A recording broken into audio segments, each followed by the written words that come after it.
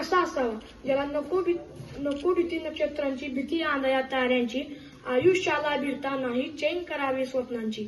पाय असावे जमिनीवरती कवे तांबर घेताना, हसू असावे ओठावरती काळीज काढून देताना, संकटासे ठणकावून सांगावे हे आता बेहतर, नजर रोखून नजरेमध्ये आयुष्याला द्यावे उत्तर, आयुष्याला द्यावे उत्तर.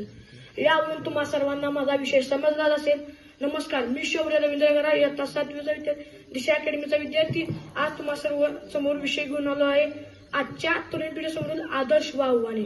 अवघ्या 16व्या वर्षी समाधी घेणारे संत ज्ञानेश्वर, अवघ्या 42 वर्षाच्या आयुष्यामध्ये जगाला संदेश देणारे संत तुकाराम महाराज, अवघ्या 22व्या वर्षी हुतात्मा पत्करणारे बाबू गेलू यांची ही स्त्रीभूमी आहे. हेच नव्हे तर आपल्या सर्वांचे आराध्य दैवत छत्रपती शिवाजी महाराज यांच्या आदर्शाने व विचाराने पावन झालेली ही स्त्रीभूमी आहे. या भूमीत येणाऱ्या कदरोनुला आणखी कोणाचा आदर्श हवा आहे? हेच नव्हे तर आपल्या सर्वांचे आराध्य दैवत छत्रपती शिवाजी महाराज, छत्रपती संभाजी महाराज यांच्यासारख्या शूरवीरांनी या भूमीसाठी आपला जीव गमावला. आणि आजची तरुण पिढी पबजी व फ्री फायर साठी आपला जीव गमावतात. याची मला खंत वाटते. राजे, तुमच्या काळात मी मोबाईलच्या अतिवापरामुळे घराचा कधी थिएटर झाला व आयुष्याचा कधी सिनेमा झाला हे कळले देखील नाही. राजे, तुमच्या काळात स्वराज्यासाठी मावळे जीव द्यायलाही तयार होते आणि आजची तरुण पिढी बिडी व पुरीसाठी मरायलाही तयार आहे.